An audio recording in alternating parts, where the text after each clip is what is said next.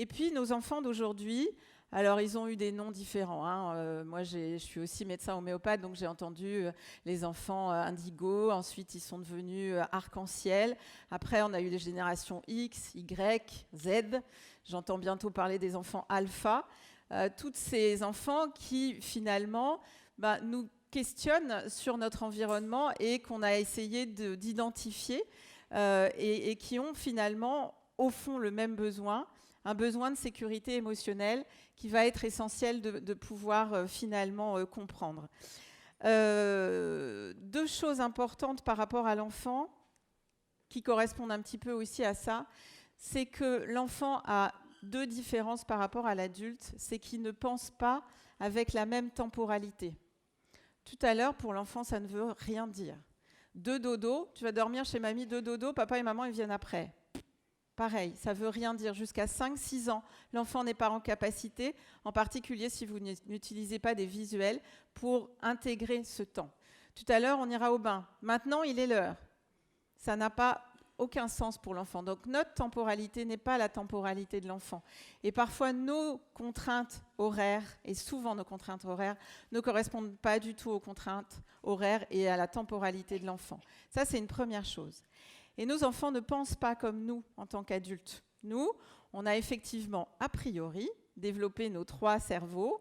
Alors, c'est de manière très caricaturale, hein, Catherine approfondira probablement demain, mais globalement, l'enfant, il va naître avec ces 3 cerveaux, et un seul est mature et fonctionnel à la naissance, c'est le cerveau archaïque, qui va nous aider à réguler la peur, et on va voir les corrélations avec la théorie de l'attachement.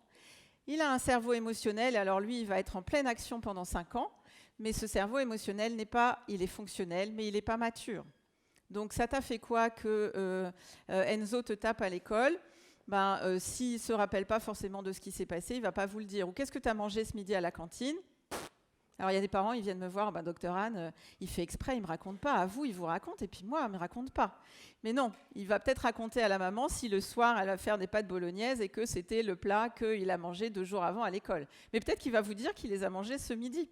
D'accord? Il ne faut pas lui en vouloir. Il n'est pas en capacité de faire autrement. Il ne peut pas. Il n'est pas encore câblé pour le faire. Donc on attend de nos enfants des choses qu'ils ne sont pas en capacité de faire. Et puis ensuite, on a le cerveau rationnel qui va, lui, commencer à se manifester vers l'âge de 6-7 ans, l'âge de la raison, pour certains. Il y en a, ils vont attendre beaucoup plus longtemps. Mais globalement, c'est à partir de ce moment-là que l'enfant il va pouvoir être plus en connexion. Donc, ces enfants miniatures et ces adultes qu'on a pensés et qu'on a projetés ne vont pas être en capacité de répondre forcément à nos souhaits et à nos envies d'adultes. Toutes ces illustrations sont extraites de mon livre. Donc, j'ai écrit un livre sur la sécurité émotionnelle et il y a Anil Balgomer, mon illustrateur, qui m'a permis de mettre en image finalement tout ce qu'on sait aujourd'hui. Je voulais juste faire un petit focus sur les enfants d'aujourd'hui. On a parlé tout à l'heure, arc-en-ciel, X, Y, Z, alpha.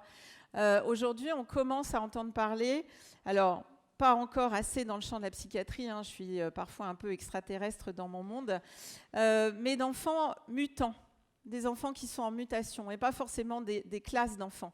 Les enfants d'aujourd'hui, visiblement, ne fonctionnent plus comme les générations d'avant. On est passé d'un fonctionnement assez vertical, qui était marqué par le jugement, par la morale, par la compétition. Donc un axe très vertical à un axe plus horizontal.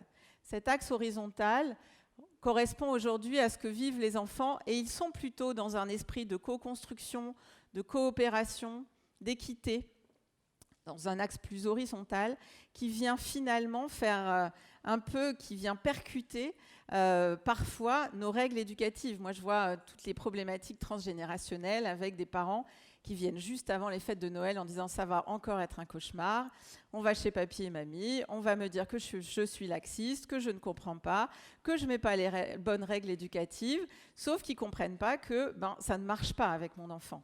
Non, ça ne marche pas et ça ne peut plus marcher avec les enfants d'aujourd'hui.